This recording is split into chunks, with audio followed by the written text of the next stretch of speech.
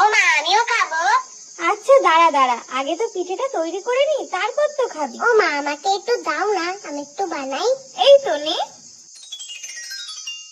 ও মা, দেখো না কি সুন্দর হয়েছে। ইয়া, সুন্দর, একদম বাজে হয়েছে। ওটা আবার পিঠে হলো নাকি? ও মা, আমাকে একটু দাও তো, ওকে একটু শিখিয়ে দিই। দেখিস, আমি এমন পিঠে বানাবো, তুই দেখলেই অজ্ঞান হয়ে যাবি।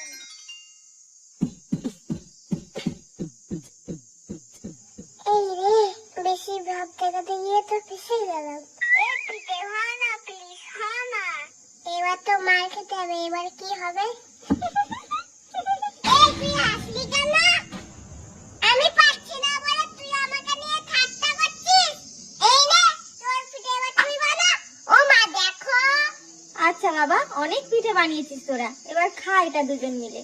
ও তেলের পিঠে, দাও দাও। শোন, এটা কিন্তু ভাগ ভাগ, আস্তে আস্তে খাবি, গালে কিন্তু একসঙ্গে পুড়ে দিস না। তুই খা না তাড়াতাড়ি।